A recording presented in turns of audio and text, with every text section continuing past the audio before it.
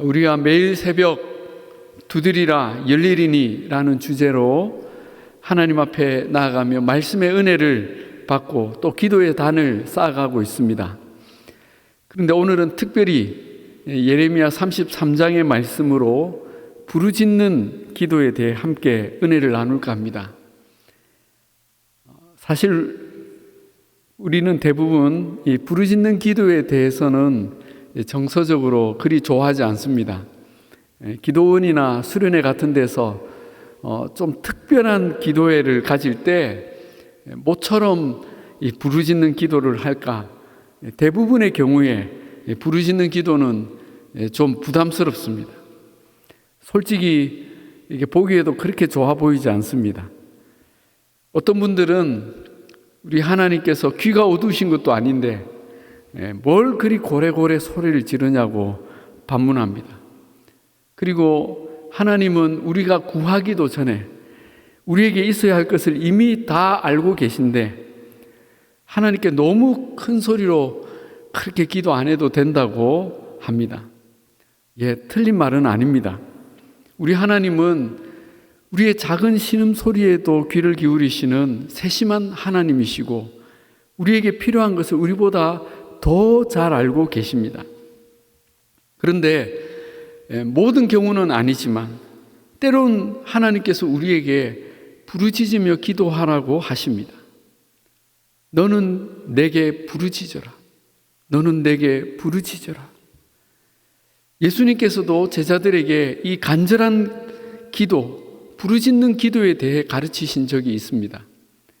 누가복음 18장에 한 과부가 억울한 일을 당해서 그 도시의 불의한 재판장에게 날마다 찾아가서 부르짖어서 그 문제를 해결받는 것을 예로 드시며 하물며 하나님께서 그 밤낮 부르짖는 택하신 자들의 간청을 들어주시지 않겠느냐고 하셨습니다. 여러분, 우리가 때로 고요히 묵상하며 기도하는 것이 좋을 때가 있습니다. 또 때로는 조용히 소리내어 기도하는 것이 좋을 때가 있고 또 여러 사람과 함께 좀 큰 소리를 내어 간절히 합심하여 기도할 때가 있습니다. 시도 때도 없이 부르짖는 것은 아닙니다. 그거는 좀 이상한 사람들입니다. 그러나 어떤 때는 정말 부르짖으며 기도할 때가 있습니다. 여러분, 그때가 언제이죠? 바로 우리의 마음이 깨어지고 무너질 때입니다. 정말 안타깝고 답답하고 애가 터지는데 내 힘으로는 할 수 있는 것이 없고 그저 하늘만 바라보며 주저앉을 때, 하나님밖에는 소망이 없고 절박할 때 우리 속에 부르짖음이 터져 나오는 것입니다. 터져 나온다. 이 표현이 옳습니다. 그런데 그 안타까움과 절박함, 절망이 너무 심할 때는 우리는 그 부르짖음마저도 막혀버릴 때가 있습니다. 이런 것을 기가 막힌다고 하죠. 눈물도 안 나는 거예요. 오늘 본문의 예레미야 시대의 상황이 그랬습니다. 본문 1절에 예레미야가 아직 시위대 뜰에 갇혀 있을 때에 라고 하나님의 계시가 주어지던 그 상황을 보여줍니다. 여러분, 예레미야는 우리가 잘 아는 대로 눈물의 선지자입니다. 그는 BC 627년경 유다 요시야 왕 때부터 유다가 멸망하던 시드기야 왕 시대까지 약 40년간 하나님의 말씀을 전했던 선지자입니다. 그래서 그가 활동하던 시대는 유다가 온갖 범죄와 타락으로 하나님의 진노를 받고 완전히 멸망하기까지 가장 어두운 시대였습니다. 그러나 그의 메시지를 싫어했던 백성들, 제사장들, 관리들은 예레미야에게 온갖 모욕과 매질, 감금을 일삼았습니다.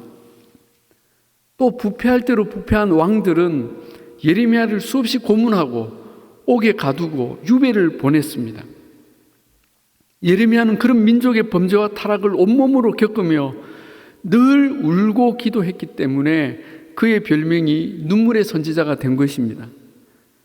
여러분, 그런 현실을 하루 이틀도 아니고 수십 년을 겪게 되면 어떤 마음이 들까요?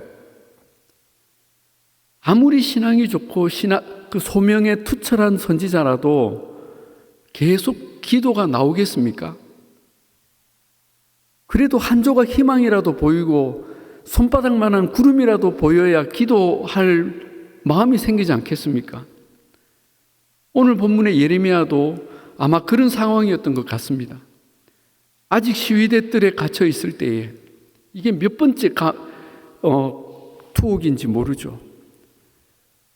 그는 왕의 감옥에 갇혀 언제 풀려날지, 아니 언제 죽을지 모르는 상황이 무작정 계속되고 있고, 나라는 이제 만국의 벼랑 끝을 향해 달려가는데 어쩌면 예레미야는 기도할 마음조차 놓아버리지 않았나 생각합니다.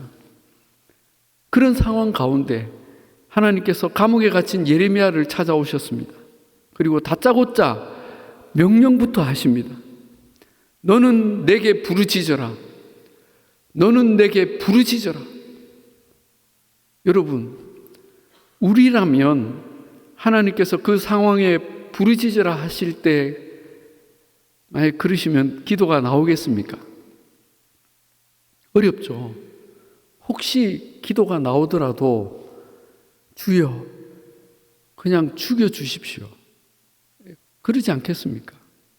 우리가 잘 아는 엘리야 선지자도 그렇게 사역을 잘했는데 결정적 순간에 무너지면서 그동안 지켜왔던 사명과 열정 다 놔버리고 도망을 갑니다.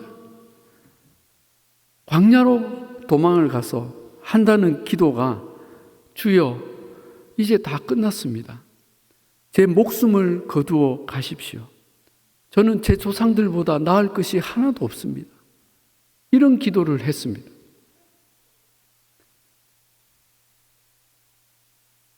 그런데 하나님은 그런 엘리야를 나무라지 않으셨습니다. 오히려 천사를 보내어 떡과 물을 먹이시고 쉬게 하셨습니다. 그리고 하나님의 산 호렙으로 불러 그에게 놀라운 비전과 사명을 이렇게 새롭게 하셨습니다. 그 하나님께서 이번에는 예레미야를 찾아오셨습니다. 옥에 갇힌 채 깊은 절망과 슬픔으로 기도의 끝마저 놓고 있던 그 예레미야에게 명령하십니다. 너는 내게 부르짖어라. 왜요? 내가 내게 응답하겠고 네가 알지 못하는 크고 은밀한 일을 내게 보이리라. 그리고 하나님은 예레미야에게 놀라운 비전을 보여주십니다. 그러나 먼저 왜 이 나라가 갈대아인에 의해 이렇게 망하게 되었는지 그 이유를 알려주십니다. 4절입니다.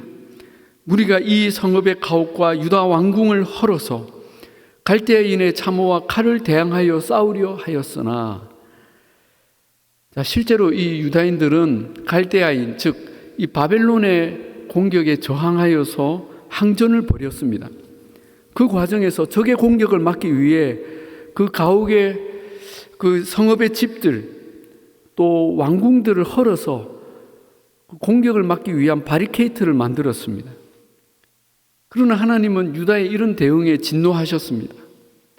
5절에 내가 나의 노여움과 분함으로 그들을, 즉 유다인들을 죽이고 그들의 시체로 이 성을 채우게 하였나니 이는 그들의 모든 악행으로 말미암아 나의 얼굴을 가리어 이 성을 돌아보지 아니하였음이라. 하나님께서 분노하셨던 이유는 유다가 자신들의 죄를 회개하거나 하나님께 그 긍휼을 구한 것이 아니라 끝까지 자기 힘으로 사태를 해결해 보겠다고 교만과 고집을 꺾지 않았기 때문입니다. 이대로라면 이 민족에게 소망이 없습니다. 이제 멸망할 일만 남았습니다. 그러나 하나님께서 예레미야에게 놀라운 반전의 환상을 보여주십니다. 6절입니다. 그러나 보라. 여러분, 이 한마디에 모든 반전이 시작되고 있습니다. 그러나 보라. 내가 이 성읍을 치료하며 고쳐 낫게 하고 평안과 진실이 풍성함을 그들에게 나타낼 것이며, 할렐루야. 하나님께서 이 성읍, 이 백성을 치료하시고 살리시겠다고 하십니다. 또 내가 유다의 포로와 이스라엘의 포로를 돌아오게 하여 그들을 처음과 같이 세울 것이며, 하나님은 지금의 남유다뿐 아니라 벌써 망하고 없어진 북이스라엘까지 회복하시고 그 흩어진 백성들을 다시 불러 모으시겠다고 하십니다. 그리고 이 백성의 죄를 사하시고 의로운 백성으로 정결케 하시겠다 하십니다. 내가 그들을 내게 범한 그 모든 죄악에서 정하게 하며 그들이 내게 범하며 행한 모든 죄악을 사할 것이라. 아멘. 그래서 이 성읍이 결과적으로 어떤 존재가 될 것이라고 하십니까? 9절입니다. 이 성읍이 세계 열방 앞에서 나의 기쁜 이름이 될 것이며 찬송과 영광이 될 것이요, 그들은, 세계 열방은 내가 이 백성에게 베푼 모든 복을 들을 것이요, 내가 이 성읍에 베푼 모든 복과 모든 평안으로 말미암아 두려워하며 떨리라. 아멘. 아멘. 주님께서 우리 민족에게도, 이 대한민국에게도, 한국 교회 위에도 이런 복을 내리시고 이런 회복과 부흥의 날을 오게 하게 해주시기를 원합니다. 하나님께서는 이런 예레미야에게 너무나 놀라운 비전, 크고 은밀한 일을 보여주셨습니다. 우리가 다 읽지 않았지만 26절 끝까지 하나님은 이 비전을 여러 말씀으로 계속 확정하셨습니다. 여러분, 우리 하나님은 반드시 그 뜻을 이루시는 분이십니다. 아멘. 그러나 하나님은 이 일을 위해 기도하라고 하십니다. 그냥 기도하지 말고 부르짖으며 기도하라고 하십니다. 이 나라가 아주 망하지 않았다. 너의 눈에는 아무 소망도 없고 절망뿐이겠지만 내가 반드시 너희를 치유하겠고 예루살렘의 영광을 회복하리라. 너는 내게 부르짖으라. 사랑하는 여러분, 이날 예레미야가 어떻게 했을까요? 그는 이 하나님의 말씀에 그동안 막혀있던 기도가 터져 나왔을 것입니다. 그것은 기도가 아니라 그의 심령에 쌓여있던 안타까움과 눈물과 간절한 열망이었습니다. 아마도 그날 시위대 감옥에 있던 그 경비병들은 저 선지자가 드디어 미쳤구나 했을 것입니다. 그러나 예레미야는 그날 누구보다 기뻐하고 감사하고 감격했을 것입니다. 사랑하는 여러분, 우리에게도 이런 기도가 터져 나오기를 바랍니다. 오늘은 토요일이라 혹시 출근에 크게 쫓기지 않는다면 제 얘기를 잠깐 하겠습니다. 제가 오래전에 우리 부산중앙교회 고등부 전도사였을 때입니다. 20년 전이죠. 제가 고등부를 맡고 처음 2년 섬기는 동안 정말 저는 겸손을 배웠습니다. 제가 아무리 설교를 하고 수련회를 하고 프로그램을 해도 이 고딩 아이들은 전혀 꿈쩍도 하지 않고 어떤 변화와 성장도 보이지 않는 것입니다. 제가 그래도 그때까지 대학 선교단체에서 꽤 알려진 유능한 간사였는데 이 고등부 아이들은 제가 얼마나 능력이 없고 재미없고 별 볼 일 없는 존재인지를 철저히 느끼게 해주었습니다. 지금 그분들이 우리 교회 지금 집사님으로 많이 계십니다. 그 2년 동안, 그런데 작은 변화가 있었다면 처음엔 그런 고등부 아이들에게 매주 화가 났었는데 한 1년 지나면서부터 그런 아이들이 이해가 되고 사랑스러운 마음이 들었습니다. 그러나 고등부는 늘 고만고만했고 또 저의 한계를 느끼며 그렇게 그냥 지나가고 있던 어느 날이었습니다. 해도 안 되구나 하는 마음이 드는 거예요. 근데 하루는 무슨 일로 제가 교회 승합차를 운전해서 부산역 뒤편의 부둣길, 그 넓은 길을 운전해 가고 있었습니다. 차에는 저 혼자였고 그때 한창 유행했던 예수전도단의 화요 모임 찬양 테이프가 틀어져 있었습니다. 저는 그 찬양 테이프를 들으며 또 따라 부르며 흥겹게 운전을 하고 있었습니다. 그러다가 테이프에서 마지막 날에라는 찬양이 나오길래 저도 따라 부르기 시작했습니다. 마지막 날에, 아시죠? 그 가사가 마지막 날에 내가 나의 영으로 모든 백성에게 부어주리라. 자녀들은 예언할 것이요 청년들은 환상을 보고 아비들은 꿈을 꾸리라. 주의 영이 임하며, 이렇습니다. 요일서 2장의 말씀을 찬양으로 만든 거죠. 저는 찬양을 따라 부르며 그런 생각이 들었습니다. 진짜 우리 고등부, 우리 교회가 이런 노래처럼 되면 좋겠다. 우리가 다 성령 충만해서 아이들과 청년, 어른 모든 세대가 하나님 나라의 비전을 보고 헌신하는 그런 부흥의 날이 오면 좋겠다. 그런데 그런 일이 일어날까? 정말 요엘서 말씀처럼 그런 날은 올 수 있을까? 그런 생각을 하며 찬양을 부르는데 이 노래의 후렴구가 시작될 때 제 안에서 뭔가 울컥하고 터져 나오는 것을 느꼈습니다. 성령이여 임하소서, 성령이여 우리에게 임하소서. 이 가사가 후렴으로 반복되는데 그만 눈물이 터져 나오는 것입니다. 저도 모르게 단식이 터져 나왔는데 나 혼자뿐인 차 안에서 그만 엉엉 울면서 부르짖기 시작했습니다.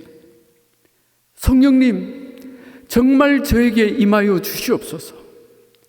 성령님, 정말 우리에게 임하여 주시옵소서. 제 힘으로는 할 수 있는 것이 아무것도 없습니다. 제 노력으로는 우리 아이들 한 명도 변화시킬 수 없습니다. 그동안 최선을 다했지만 정말 열매가 보이지 않고 답답합니다. 성령님, 우리에게 임하시고 진정한 하나님의 부흥을 보게 하여 주시옵소서. 그 차 안에서 나 혼자뿐이니까 큰 소리로 그냥 부르짖었습니다. 그 노래 한 곡이 지나가는 그 짧은 시간, 저는 제 안에서 이런 울부짖음이 이렇게 터져 나오는 것을 보고 제가 놀랐습니다.